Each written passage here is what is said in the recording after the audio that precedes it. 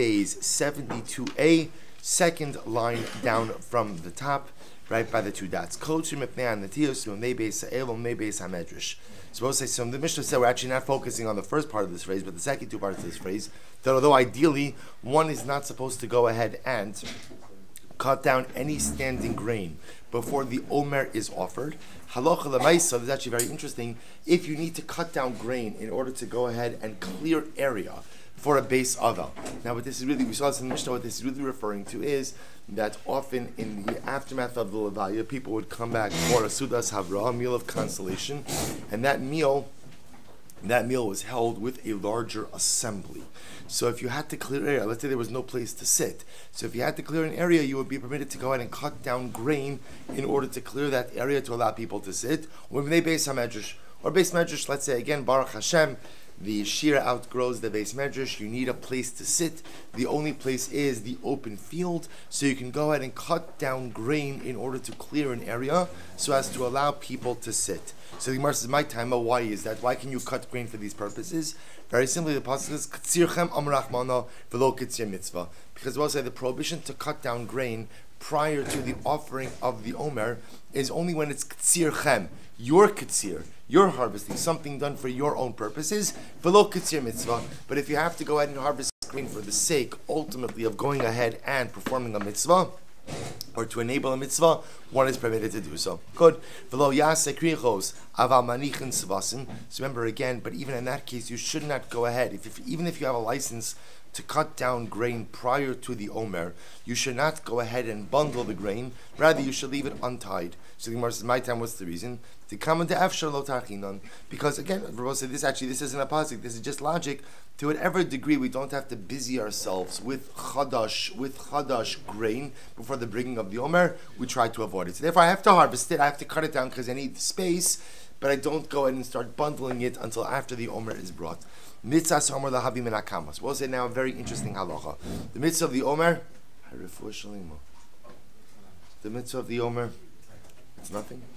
Unfortunately, sorry. I'm sorry. Too much coffee. It's coffee stream. Unfortunately, Mari. So mitzvah lahavi menachos. So we'll say the halacha is that the carbon omer is brought from standing grain. From standing grain. So the Gemara says, Tan Rabbanon. So meaning, I will say, what this means is that we go ahead and from the Omer we go ahead and we bring it from grain that is still attached to the ground. It's only the Mishnah said in the event that you can't find any standing grain, you can bring it from grain which was already harvested. So the Gemara says, Tan Rabbanon, Vin takriv minchas bikurim. So the pasuk says, if you will bring minchas bikurim la Hashem. So we know this is a reference to the carbon mincha. So the Gemara says, Ma Talmud Lomar. So the truth is, what is this pasuk adding? Because remember again, I will say the pasuk already tells us about the halachos of bringing the omer. The Torah says, pasuk already says that you have to bring the carbon omer. If that's the case, why the need for this additional phrase, ve'im takriv minchas bikurim? What does that come to teach me? Ma Talmud Lomar. So here we go, I will say, Lefi shemitzvos ha'omer lahabi minakama. So we'll say, so remember again, I will say, what we're learning now is pretty much all halacha l'maisa. The ikr mitzvah of carbon omer is to bring it from standing grain. In other words, the omer has to be harvested for the purpose of omer, as opposed to bringing it from grain which was already harvested for some other purpose. How do I know that if I can't find any standing grain, I could even bring it from harvested grain. I could even bring it, Omer will say literally, or sheaves. Talmud Lomar, takriv. Therefore, will say the pasuk uses a lashon of takriv. Takriv, the Gemara is understanding to be a general catch-all phrase for the offering of the Omer, which essentially teaches me that even if the Omer cannot be offered in the optimal fashion, it could still be brought in a non-optimal fashion. So ideally, I'm supposed to go ahead and bring the Omer from standing grain. But if halach l'maisa there is no standing grain, for some reason everything was harvested, I can bring it from harvested grain. Davar achar, another drasha, takriv. Why does the pasuk tell me takriv? Here we go. The fish mitzvah lahavim bin alach. As we saw, ideally, the mitzvah is that I bring from fresh barley, lach, which means moist. I bring from fresh barley as opposed to dry barley. How do I know that if I can't find moist, fresh barley, that I can bring in from older, dry barley? Talmud Lomar Takriv, because we'll say the pasuk says Takriv. Davar Achar, another drasha. We'll say we're right across from Tosos Af Delayla. Davar Achar Takriv Lefisha Matzvaso Liktsar Balayla. We'll say the mitzvah is to cut down the omer at night, as we've already learned. Minayin Shem Niktsar Bayom Kasher. How do I know that if the omer was cut down, was harvested by day, that it's still going to be kosher? Talmud Lomar Takriv. Therefore, we'll say the pasuk says Takriv.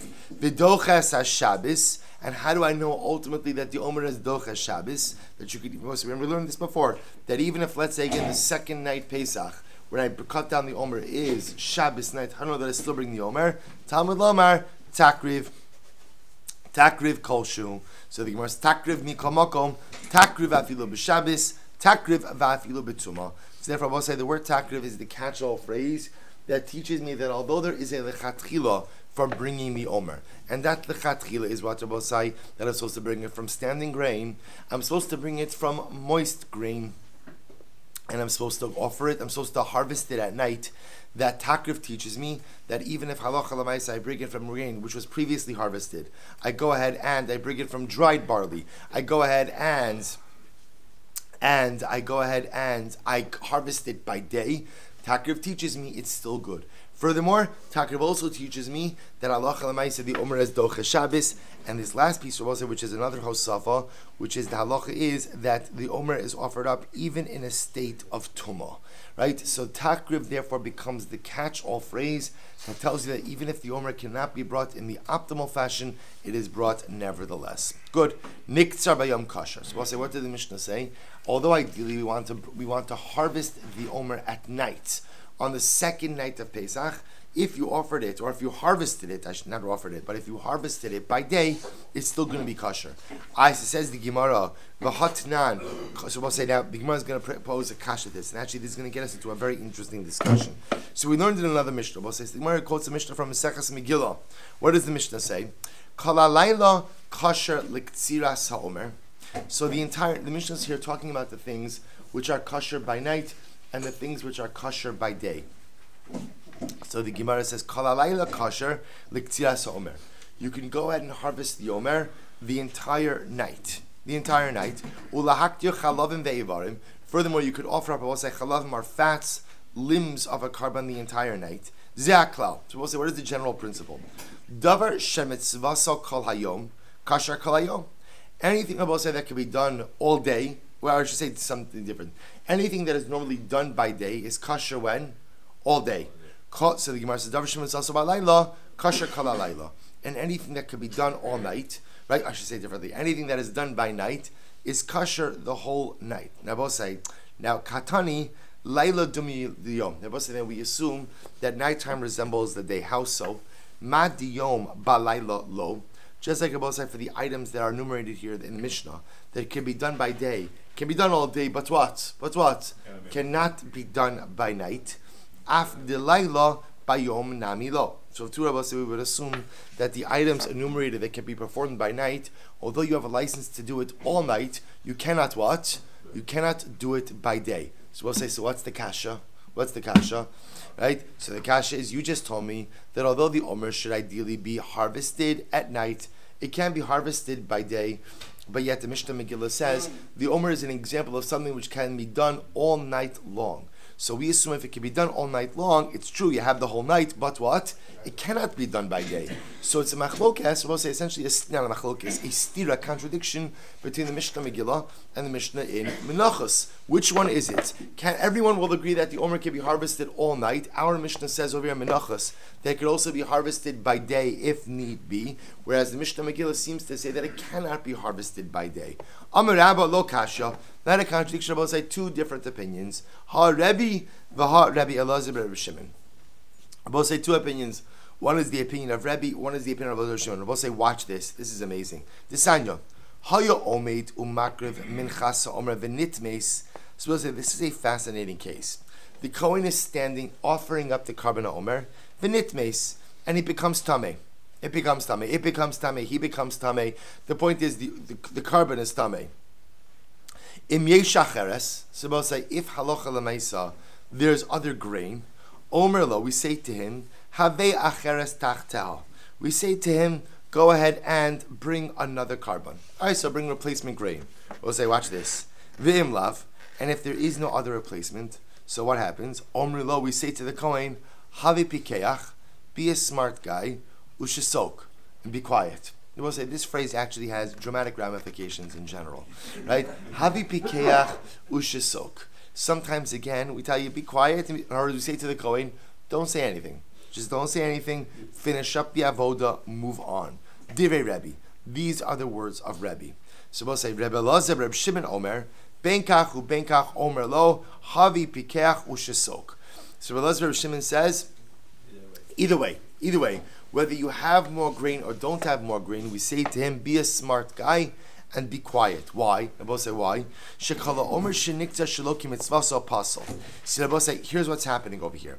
Really, Gemara's understanding it is as follows. Rebbe says like this: if there's more grain available, fine, go out to the field, cut down more grain, you'll have a replacement carbon, right? If there's no more grain, we tell him, be quiet, because at the end of the day, there's no choice, right?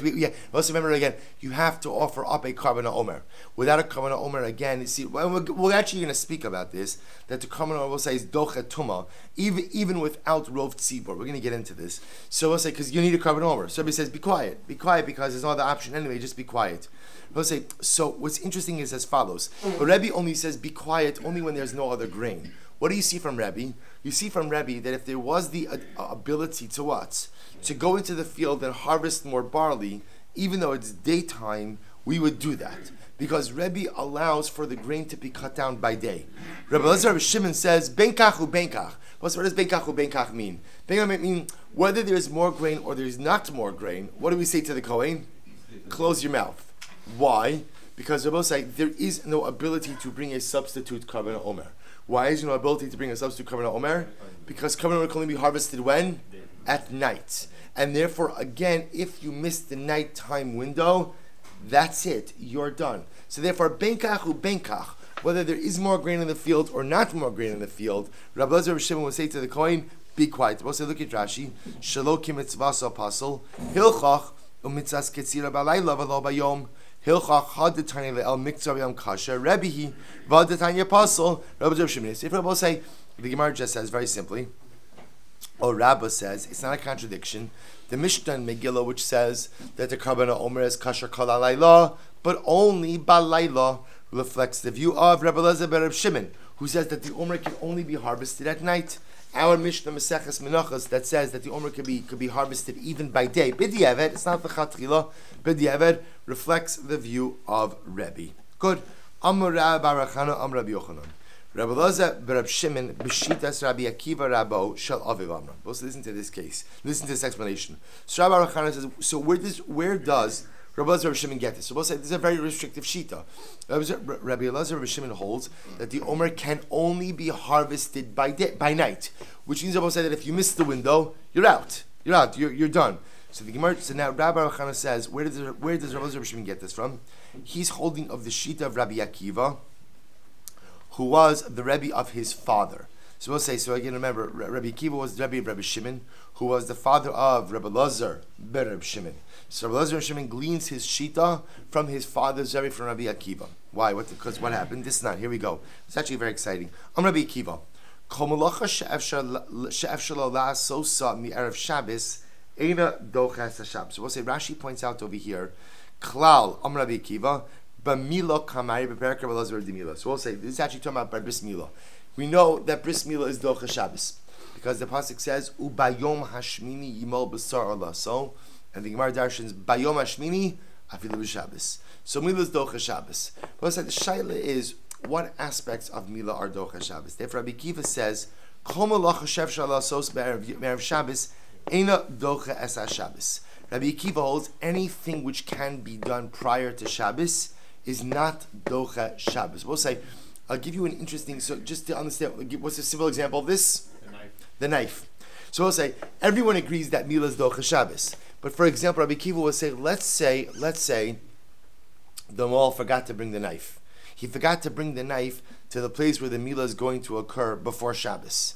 And there's no way to get the knife there in a permitted way on Shabbos. So what's going to be the halacha, Rabbi say? What's to be the halacha? Right? I mean, you ask the Kiddush committee if they've got something around that you use, but right, but leaving that aside, right? Halacha l'maisa, you're stuck, which is an interesting idea because even though the act of milah is permitted, Rabbi Akiva will say the permission is only for the aspects of milah which cannot be done prior to Shabbos. But anything which can be done prior to Shabbos needs to be done before Shabbos, and there is no heter to be machal Shabbos, quote unquote, for those other ancillary aspects which could have been done before Shabbos. So therefore, again, fine. In Dochas Shabbos. Now we'll say, now watch this. Now watch this. V'savarla. Rabbi Shmuel. So we'll say, so Rabbi Shimon holds, right, we wash it first, correct, Kishma will wash it. Right, so we'll say, hold cup on this. Well, remember, we're figuring out the Shita of Rabbi Lazar Rabbi Shimon. Rabbi Shimon holds that Omer, we just established before, that the Omer can only be harvested at night. So the Gemara is trying to say, where does he get this from? So first of all, he holds like the Shita of Rabbi Akiva, the Rebbe of his father. That when it comes to Milah, anything which could have been done, meaning even if you have a hefter to be Mechal Shabbos, so to speak, that's only for things that could not be done before Shabbos. Anything that could be done before Shabbos, you have to do before Shabbos. Furthermore, V'savlak Rabbi Shmuel. He also holds like Rabbi Shmuel, who says what? Da'amar Katziras Omer Mitzvah. He holds, Rabbi Shmuel holds that the cutting of the harvesting of the Omer is a mitzvah, and Rashi just adds on over here. V'savla Rabbi Lazar Rabbi Shmuel Da'amar Katzir HaOmer Mitzvah V'docha Shabbos. And I will say because it's a mitzvah, it's docha Shabbos. Disnan Rabbi Shmuel Omer Macharish Rishus Af Katzir Rishus. Both say just like ultimately again on Shabbos, the charisha that is prohibited is a rishus. So to the ktsira, the harvesting is also a rishus. Yotza ketzir haomer shehi mitzvah. This will say this comes to exclude the harvesting of an omer, of the carbon omer, which ultimately is a mitzvah. Now watch this. So we'll say so just keep these two sheidas. Rabbi Shmuel holds, Rabbi Lazar Rabbi Shimon holds. Then number one, harvesting of the omer is docha Shabbos. Number two, he holds like Rabbi Akiva that even for things which are mechalal Shabbos, ultimately what? If it could be done before Shabbos, you have to do it before Shabbos. Right? It's not Docha Shabbos. Now watch this. Watch how these two ideas come together. So Rabbi Lazar Shimon holds like this. If you hold that the Omer can be harvested outside of the prescribed time, in other words, if you hold that cutting of the Omer, harvesting of the Omer on the night, the second night, is only what? Is only a mitzvah lechatchila. But technically speaking, the Omer can even be harvested outside of its prescribed time. Right? Then what? Kasher amai dachi Shabbos. We'll say if an Omer, let's play this out for just a moment. If you hold that an Omer does not need to be harvested, specifically on the second night, but could technically be harvested outside of prescribed time, then what? Why is it docha Shabbos? So the Gemara says, Niktzuri me'erev Shabbos. Cut it down, erev Shabbos. Elo midedochi Shabbos. The fact that the Ktsiras Omer is docha Shabbos, what does that show you? Shmamina niktzar shelo kimasas. So we'll say it's actually very interesting. So Rabbi Shimon is saying essentially like this: anything that is docha Shabbos tells you that what? If you have a particular mitzvah that's docha Shabbos, what does that tell you? What does that tell you? It tells you it can't be done any other time. It tells you that dafka has to be done at that particular time, to the point that if it's done at a different time, the mitzvah is invalid. Because if there is the possibility for performance at an alternate time, then what? Then do it outside of Shabbos. We'll say, if you're so important, and Milah is the paradigmatic example of this. That's why I brought down Milah. Milah has to be done on the 8th day. Milah has to be done on the 8th day. So because it's Docha Shabbos, now any other ancillary parts that can be done before Shabbos need to be done before Shabbos. But for example, there's no concept of pushing Milah to the 7th day, to the 9th day, because the mitzvah is tethered to the time. So Rabbi Elazar Shimon says, if you're going to tell me that we paskin that Omer is Docha Shabbos, that means that what? That Omer Dafka has to be harvested at night, on the second night. Because if there was a license to do it any other time than what? Then it's not Docha Shabbos. So therefore I will say this, so take this further. So therefore again, this births Rabbi Elazar Rabbi Shimon's Shita, that's what? That halach. So we'll say, by the way, I'll just tell you another interesting, well, let me finish this first. This therefore yields Rabbi Shimon's shita, that's what? That if you cut down the omer by day, what's the halacha, Rabbi say? It's puzzle. It's puzzle. That's what Rabbi Shimon says, in the case where the Kohen or the omer becomes tameh, we tell the Kohen what? Be quiet. Even if there's more grain to be harvested, it doesn't make a difference. Rabbi Shimon says the only way the omer is kosher is if halacha l'maisa, it is harvested at night. We'll say, just so you understand, we have ramification of this as well. This is a whole discussion by Hilchos Nida, whether or not a tefillah bismana is a mitzvah or not. Is tefillah bismana a mitzvah? Not a mitzvah daraisa. So we'll say the ramifications of that is tefillah on Shabbos. Right? Could a woman go to the mikvah on Shabbos? Going to the mikvah on Shabbos could involve, not really Yisurei D'Oraisa, but certainly involves could involve the Yisurei D'Rabbanan. So halacha l'maisa, again, whether you hold that tefillah bismana is a mitzvah or not, has ramification for Shabbos as well. Just a secondary application. So we'll say, so now that's Rabbi Elazar Shimon. I've Rebbe. So we'll say, remember again, in this whole discussion by the Kohen, it's very exciting. In the whole discussion by the Kohen, so what did Rebbe say? Right? Kohen's offering the Omer, right? We've got a problem. What's the problem? Either the carbon became Tameh or the Kohen became Tameh. Either way, you really can't offer up this Omer. So what did Rebbe say? What do we do? Right? So Rebbe says it depends. If there's more barley, what does it mean if there's more barley? What does that mean? Ready, right? So again, whether readily available, or the point is, even if it's in the field, the point is, if we can quickly get another replacement Omer, then let's do it. If we can't readily get another replacement Omer, so we tell the Kohen, be quiet. So we'll say, now following the logic that we just espoused, that must mean, because Rebbe obviously holds that halacha l'maisa, the Omer can go ahead and be harvested me'ikar adin by day as well. L'chatchila, of course, he agrees it should be done at night, but it can even be done by day. To which the Gemara says, "V'Rebbe lav talmidei Rabbi Shimon." So we'll say, so let's go back for just a moment. Is Rebbe not a Talmud of Rabbi Shimon? See, Rebbe say, here's the problem. Look at Rashi. V'Rebbe lav talmidei Rabbi Shimon b'tmiya va'alai lo shmiya lei mid Rabbi Shimon d'savalok Rabbi Akiva. See, Rabbi say, this whole thing is predicated on Rabbi Shimon and Rabbi Akiva. And based on this idea that according to Rabbi Akiva, Rabbi Shimon's Talmud of Rabbi Akiva, and Rabbi Akiva holds anything that can be done on Erev Shabbos cannot be done on Shabbos. The only thing that's Docha Shabbos is something that is Shabbos specific. Rabbi Elazar Rabbi Shimon therefore holds that what? Since the Omer is Docha Shabbos, that shows you that what? That it is tethered to Shabbos, that it could only be done, not tethered to Shabbos, that it's tethered to the second night of Pesach. So the Gemara says, is Rebbe not a Talmud of Rabbi Shimon? Or as we're going to see right now, Rebbe is Talmud of Rabbi Shimon as well. If Rebbe is a Talmud of Rabbi Shimon, then he should also what? Hold that since the Omer is Doche Shabbos, that means that the Omer could only be performed in the specific time frame of the second night of Pesach. And if you go ahead and you miss your window, then halacha l'maisa, the Omer is not good. Where do we see that Rebbe is a Talmud of Rabbi Shimon? Watch this.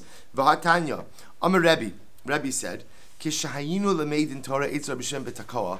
Well, this is actually amazing. When we used to learn Torah by Rabbi Shimon in Tekoa, right? We'll say Tekoa.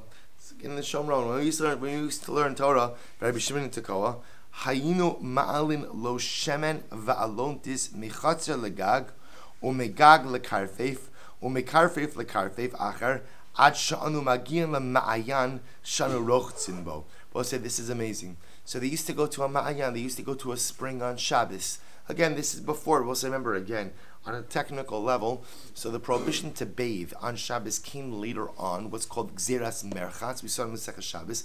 This came later on. Before that, again, people were bathing on Shabbos. So Rebbe says that Rabbi Shimon used to bathe at a particular hot spring, a Ma'ayan on Shabbos.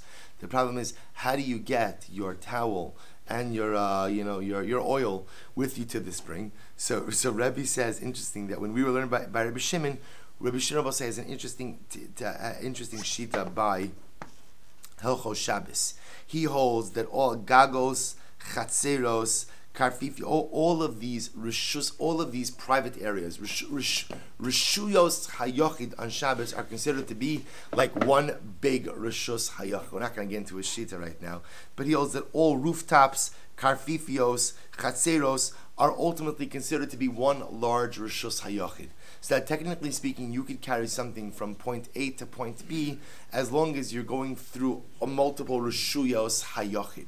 So therefore, again, Rabbi says when we were Talmidim learning by Rabbi Shimon, we used to carry his towel and his oil through the various rishuyos hayachid to get it to the ma'ayan, to get it to the spring. He will say, now what does this have to do with anything? The answer is nothing, right? Nothing. What is this establishing? This is just establishing that Rebbe is a Talmud of Rabbi Shimon. That's all it's establishing for us. There's no like even Hilchos Shabbos thing over here. This is just establishing that Rebbe is a Talmud of Rabbi Shimon. Now we'll say, now remember again, if you're establishing that Rebbe is a Talmud of Rabbi Shimon, here we go. Rabbi Shimon is a Talmud of who? Rabbi Akiva. Rabbi Akiva only holds that what's the only thing that's Docha Shabbos? Only an item that only a mitzvah has to be performed in its prescribed time. And therefore, again, we're going to say that therefore, according to Rabbi Akiva, according to Rabbi Shimon, and according to the Talmidim of Rabbi Shimon, then the halacha is that if Omer is Docha Shabbos, it must mean that what? That Omer can only be done in its prescribed time of the second night of Pesach. And an Omer done at a different time, ultimately, again, would be invalid. Yet, Rabbi doesn't hold that way. So what's going on over here? Savar leiki idach to Rabbi Shimon. Rabbi Abosai holds of another halacha of Rabbi Shimon. What does Rabbi Shimon say? So the Gemara says, Disanya, Rabbi Shimon, Bo ure'ei kama chaviva mitzvah b'shaita. Rabbi Shimon says, see how beautiful a mitzvah in its prescribed time is. See how beautiful chaviva mitzvah b'shaita. Share hekter chalavim ve'evarim ksherim kol halayla v'lo hayamamtin la'ad shetechshach. So we'll say, so look at Rashi, look at Savlaki Idach Rabbi Shimon, Damar Chaviva Mitzvah B'Shaita, Hilchach Ach V'Agav D'Ksheira Me'erev Shabbos, Avdila B'Shaita V'Dachya Shabbos, V'Gabi Milo Damar Kamalach HaShev Shalazos M'Shabbos, Ino Docha Shabbos, Kigon Havas Yizemel, De'in Lazman Kavua. So we'll say, so ultimately again, he holds like the other sheet of Rabbi Shimon, who holds Chaviva Mitzvah B'Shaita. See how beautiful a mitzvah in its prescribed time is, because after all, we'll say, listen to this. Talking about now, the karbanos tamidin and musafim that are offered up on Shabbos. So we'll say, so the halacha is, we could really wait until after Shabbos to burn the ivarim and pedarim, to burn the leftover fats and the leftover limbs. Yet, v'lo hayamamtin lohan ad shetechshach. Yet, I will say, they would not wait till Shabbos was over to burn the limbs and the fats from the tamidin and musafin on Shabbos. Rather, they would go ahead and burn it mamish on Shabbos itself. Rabbi Amud Bezer will say, I'm sorry. So I will say, so therefore again, what do you see from here? You see from here that Chaviva Mitzvah B'Shaita. You see from here that even if Halacha L'Maisa something can be done at a different time, there is an element of dafka doing it in the prescribed time. So even if Halacha L'Maisa, the Karban Omer could technically be offered up at a different time, Halacha L'Maisa, there's a concept of Chaviva Mitzvah B'Shaita. Amud Bezer. The Rabbi Elazar Rabbi Shimon lo shmialei. So we'll say the Rabbi Elazar Rabbi Shimon doesn't hold. Does he not hold of this chaviva mitzvah b'shaita? Ela shiny hasam sharidachsa shchita as Shabbos. So Rabbi Elazar Rabbi Shimon will say this halacha by Hilchos Shabbos, by the burning of the limbs and the fats on Shabbos is different. Why? Because I will say, once you have the license to go ahead and shecht the carbon on Shabbos itself, therefore what? You have the license to go ahead and burn the leftover limbs and fats as well. So the Gemara says, Rabbi, hachanami dachsa shchitas Shabbos. Why doesn't Rabbi subscribe to this same idea? Maybe it's not a din of chaviva mitzvah b'shaita. Maybe it's just a din, ultimately, again, that once you have the license to offer up the carbon, you have the license to what? To go ahead and finish up the job and offer up the leftover limbs and fats as well. So the Gemara says, Ela kasava Rabbi, ketziras ha'omer lo dachya Shabbos. Wow. So I'll say, so it must be that Rebbe at the end of the day holds that Ketziras HaOmer is not Docha Shabbos. So we'll say, it turns out that now, this is actually quite dramatic. It turns out that now, that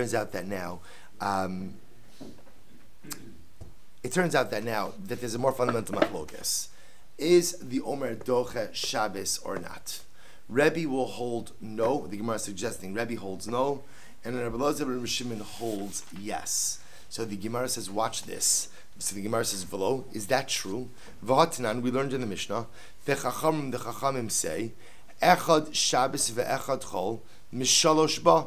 So we'll say, remember again, we learned before in the Mishnah that we had a machlokes as to how many si'in of barley do you harvest in order to make the isaron of the minchas omer. So the Chachamim say whether it's Shabbos, whether it's a weekday, you always cut down 3 si'in. So we'll say, but what is that Mishnah? So we'll say they're only arguing as to how much barley you cut down on Shabbos. But what does the machlokes presuppose? What does it presuppose? That you're harvesting it on Shabbos. Clearly that it is Docha Shabbos, to which the Gemara says Deloki Rebbe. That does not reflect the view of Rebbe. The Chachamim say, Echad Shabbos ve'echad Chol, Bishlosha Shalosh Kupos, Bishalosh Magalos. Again, I will say, the Mishnah went on to say that whether it's Shabbos, whether it's during the weekday, the Chachamim hold, you have 3 reapers with 3 sickles and 3 receptacles. Again, Deloki Rebbe. Obviously, it's not reflecting the view of Rebbe. Or Shabbos. So also, we're just trying to bring rayas against Rebbe because the Mishnah seems to say that divrei hakol. Everyone agrees that what? That halacha l'maisa you cut down the omer on Shabbos. So the Gemara is just saying it doesn't reflect the view of Rebbe. Or Shabbos yomer lehem Shabbosu, and on Shabbos we'll say ultimately again. The reaper says it's Shabbos again. Deloki Rebbe. Ultimately, again, this won't reflect the view of Rebbe. So where the Gemara is ending off over here is what we originally thought was simply a machlokes, ultimately, about whether or not you could cut down the omer outside of the second night of Pesach, turns out to be a much more fundamental machlokes in Rebbe and Rabbi Elazar ben Rabbi Shimon about what is the omer doche Shabbos. They both say, now understand, if whether or not the omer is docha Shabbos, it's really a much more fundamental machlokes as to what? As to how is the omer intrinsically tethered to the particular time or not. So now what we're saying is, Rebbe holds that the omer is not docha Shabbos. The fact that the omer is not docha Shabbos in Rebbe's worldview tells me that what? That the omer can be offered up, or it's not offered up, I'm sorry, it's cut down, it can be harvested outside of the second night of Pesach.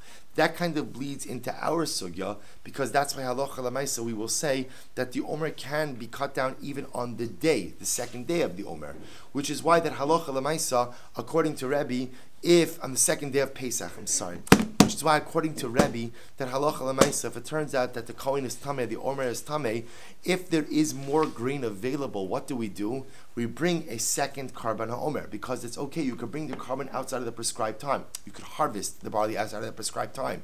But I will say, but that leads Rebbe to a dramatic conclusion, at least the Gemara to a dramatic conclusion, that Rebbe holds that the omer is not docha Shabbos. Now we're not finished with this.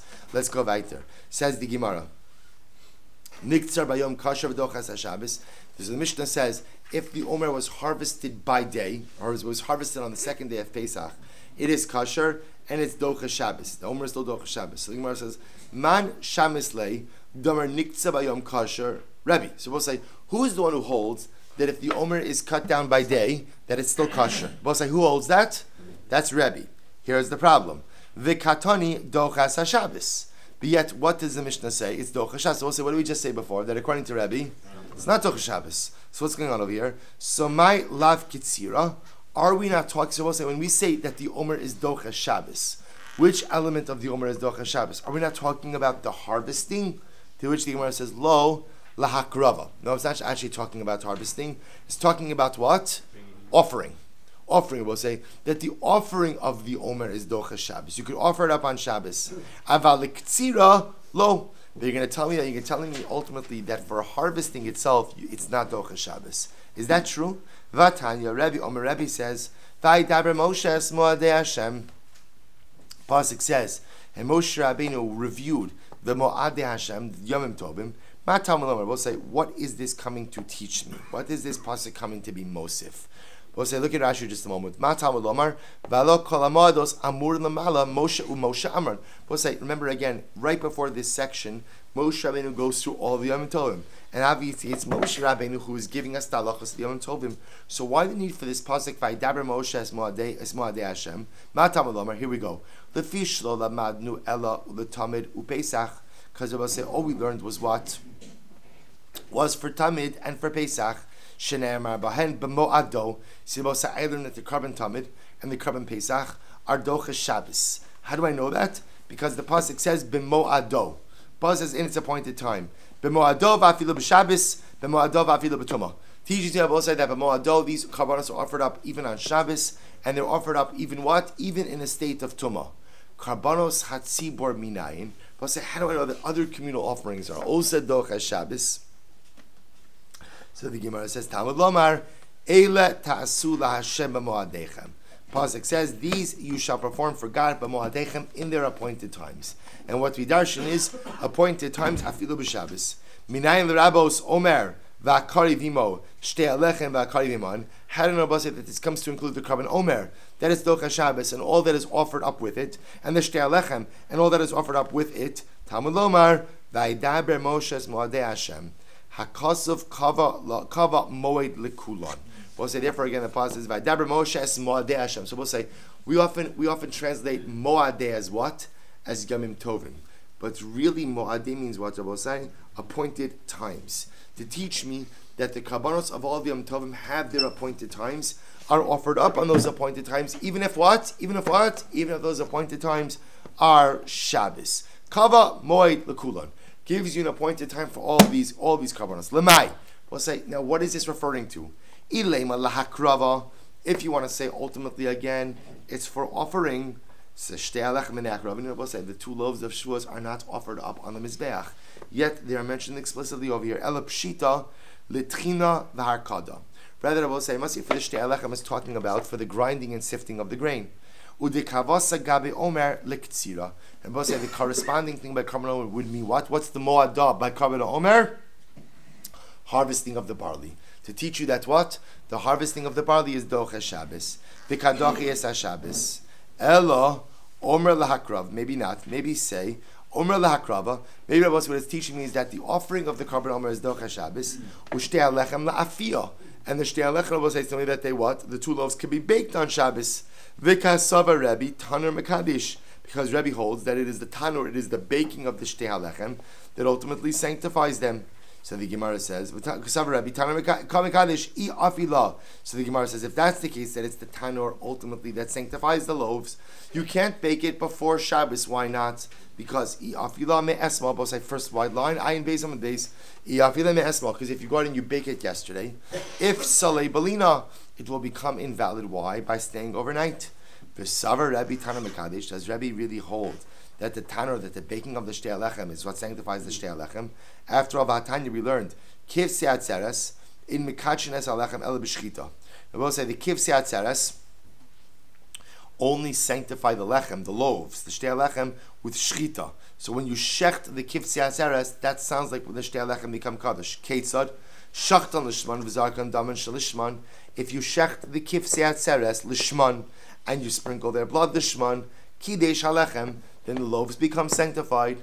But shachtan shalol lishman. But if you go ahead and you shech the kivtzi azer shalol lishman, v'zarak daman shalol lishman, and you sprinkle their blood lo lishman, lo kidesh halechem, then ultimately again the lechem is not kaddish. Shachtan lishman, v'zarak daman shalol lishman. If you did the shchita lishman, but you did zrika shalol lishman, halechem kadosh ve'eno kadosh v'rebbe. So we'll say, Shabbi will say, the lechem is kadosh ve'eno kadosh. That means it's kadosh misafek. So the Gemara says, Rabbi Shimon Omer, the olam eno kadosh ad sheyishchat lishman v'yizrak daman lishman. Rabbi Shimon says the loaves are only kadosh if what was shchita and zrika was lashon. Both say, but what do you see from here? What's the point? The point is, it's not the baking in the ovens that goes ahead and what that makes the loaves kadosh, but rather what is it that makes the loaves kadosh? It is the shchita of the kivsei atzara, shchita and zrika. Amar Nachman bar Yitzchak hufku. For the hufku kamar. You're right. Look at Rashi. Hufku shachton lishman v'zarak daman lishman hufku achalos laosan kvasim ve'en yachol lishanos halechem lezevach acher shachton lishman v'zarak daman shlo lishman lehufku ela aval kaddish betanos. Well, this is actually very interesting. The loaves themselves ultimately again become sanctified when they are baked. Right? They become sanctified, meaning they become property of the Beis HaMikdash. But they only become associated with that particular carbon when? Ultimately, again, when the carbon is shechted. So we'll say essentially, what we're seeing over here, the Gemara is suggesting, is a 2-step process in the sanctification of the loaves. When you're baked in the oven, you become sanctified for the Beis HaMikdash. For what? That's to be determined. But you are kadosh, which sounds like what that means is that you would not be able to use those loaves for a chulin purpose anymore. But halacha l'maisa, they only become the designated loaves of the kivsi atzeres after the shchita and zrika is done lishma. So we'll say. So let's talk a little halacha l'maisa over here. So what do we emerge with from this also? Because obviously I will say the major machlokes has ramifications for us is what is halacha l'maisa. What do we do regarding Karban Omer and Shabbos? So we'll say, so this is all found in Perek Zayin and Hilchos Tamidin Umusafin. So the Rambam says, this is in Halachos Vav and Zayin. So listen to this. So the Rambam says as follows: Mitzvah. So talking about the Karban Omer. Get ready. This is Hilchos Tamidin Umusafin, Perek Zayin, chapter 7, Halachos Hey and Vav. Ready? Halacha l'maisa. And we'll say, when you learn halacha l'maisa, anytime you learn any halachos related to the Beis HaMikdash, as we said when we started the Mesechtos of Kadshin, you're living in the Beis HaMikdash. So here we're about to learn what to do in the Beis HaMikdash. Mashiach could come keherafayin. Could be that today, all right, there's not going to be a Karban Omer today. Actually, interesting discussion about what you do if Mashiach comes, obviously, right after the Karban Omer. All right, we'll leave that aside. Listen to this halacha. Mitzvah soli katzer b'layla. The mitzvah is to cut down the Karban Omer at night. You harvest the Omer at night. Belel shisha asar bein b'chol, bein b'Shabbos. So what's halacha number 1? The Omer is docha Shabbos. That's number 1. And the mitzvah is to cut down the Omer at night, the second night of Pesach. The chavalayla kashak tziyas Omer. And what's like we saw in the Mishnah Maseches Megillah. That's what the entire night is fit for Ketziras Omer. So the mitzvah is at night. Mitzvah's Omer is Docha Shabbos. The mitzvah is all night. What happens if I didn't do it by night? Vim katzruha bayom kasher. Halach l'maisra will say, we paskin that although ideally you should do it at night, and the nighttime Ketzira is Docha Shabbos, nevertheless, what's the halacha? B'di evet, if you didn't do it at night for some reason, or for that matter, the grain that you harvested at night became invalid for some reason or another. What's the halacha?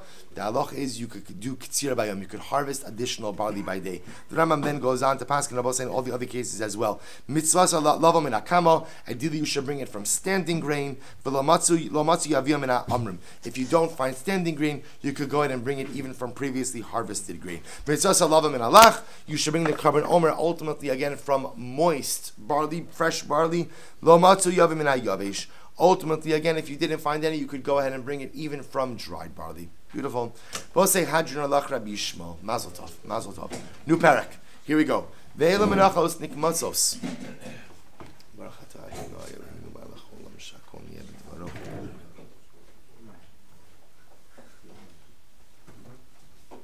All right, let's go weiter. Just gets better. Ve'ela Menachos nikmatzos. V'shirayim in the Kohan. Both say these are the Menachos where you have to take a kmitza. You have to take a kmitza. Supposed to remember again, the kmitza is the 3 fingerfuls of flour that the Kohen takes. It's not just flour; it's the mixture that's offered up on the mizbeach, right? Ve'il menachos nikmasos u'shiarei and lekohanim. But the shirayim, the leftover of the mincha, is consumed, or the shirayim are consumed by the kohanim. So we'll say these are the menachos that are subject to the kmitza obligation, and the shirayim are consumed by the kohanim. What are they? Minchas hasolas. So we'll say we'll get in the Gemara. We know we have yet to. It's interesting. We're pretty well into Maseches Menachos. Yet we have yet to really discuss the different types of Menachos and their details. I promise you. I know some of you are very upset about this, very perturbed about this. I promise you we're going to get to it. So don't be patient. Minchas hasolas, v'hamachvas, v'hamarchashes, v'hachalos, v'harikikin, minchas ovdei kochavim, minchas noshim, minchas ha'omer. So we'll say all these different types of minchas. So remember again, minchas solas is the mincha of the fine flour, machvas is the deep dish mincha, marcheshes is the frying pan mincha, chalos are loaves, rikikin are wafers, minchas ovdikham is the mincha brought by an akum, minchas noshim, the mincha brought by a woman. We still have to discuss that case. Minchas omer, which we've discussed exhaustively. Minchas chote, which is the mincha that is brought if a person violates certain averos. Minchas kinaos, Rabbi say, is the mincha brought by a sota. In all of these cases, Rabbi say, the halacha is the kohen takes a kamitza, the kamitza is offered up on the mizbeach, and the rest of the mincha, the shiraim of the mincha, is what? Are consumed by the kohanim. Rabbi Shimon says, Minchas chote shal kohanim nikmatzos.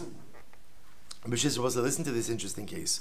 What if now? Generally, we assume that any mincha that is brought by a kohen, generally, again, I will say, even if it has kmitza, the shirayim are not consumed by the kohanim. Kohanim don't get to eat their own menachos. Rather, again, it's burnt. The whole thing is burnt. So Rabbi Shimon says, if a kohen brings a minchas chote, so ultimately nikmatzos, he does kmitza on it. And the kometz karv la'atzmo. I'm sorry. Minchas chodesh shel kohanim nikmetzes. The kometz karv la'atzmo v'shirayim kreven la'atzman. So most say, Rabbi Shimon has an interesting shita that if a kohen brings a minchas chote, so the halacha is he does the kemitza on his minchas chote. So here's what's interesting. Rabbi Shimon is going to agree that the kohen does not eat of his own mincha. What he says is, under normal circumstances, we assume that when a kohen goes ahead and brings a mincha, let's say, according to the Rabban, according to Tanakama, when the kohen brings a minchas chote, the Rabban will say, what happens? There's no kamitza. Rather, what happens? The entire mincha is burned on the mizbeach. Rabbi Shimon disagrees. Rabbi Shimon says, if a kohen brings a minchas chote, what he does is he takes the kamitza, he puts the kamitza on the mizbeach, and then the shirayim are also burnt on the mizbeach. What Rabbi Shimon apparently is doing is adding in a step over here. He holds that there is still a din of kamitza by the minchas, there's still a din of kamitza by the minchas chote of a kohen. So machlokus Rabbi Shimon and the Tanakama. Tanakama holds that when a kohen brings a minchas chote, whole thing is just burned on the mizbeach. Rabbi Shimon says, I agree the whole thing is burned on the mizbeach, but it's burned in two stages. First you take the kamitza, put that and burn it, then you take the rest of the shirayim and you burn that. Says the Gemara, Amar Papa. Kol Heichad says the same beginning Gemara we've had for every last number of Mishnayos. Amar Papa, Kol Heichad is not Eser Tanan. So Papa says, by the way, whenever we speak about Menachos, if you notice again, we always list 10 Menachos. Why? Ma'kamash malon la'afuki me Reb Shimon, to exclude the position of Reb Shimon, because what does Reb Shimon say? The Amar mechza chalos u'mechza rikikin yavi. But remember, Reb Shimon is of the opinion that you can mix and match Menachos. So, for example, again, I can bring a mincha that's half chalas and half rikikin, half wafers. So, therefore, again, the Gemara says, Rav Papa says, the Mishnah always goes out of its way to list the 10 categories of menachos separately to tell you what? To tell you what? You cannot mix and match. Pick a team, right? Choose a side. Halach l'maisa, you have to choose. You could choose whatever mincha you want, but you must choose a mincha to offer. V'shirehen l'kohanim. And I will say you can go ahead and the shirayim, remember again. So under normal circumstances, the first grouping of minchas that we offered, the kometz is burnt on the mizbeach, the shirayim goes to the kohen. Minolan. Says the Gemara, from where do we know this? Says the Gemara, dichsiva, because it's written in the pasuk.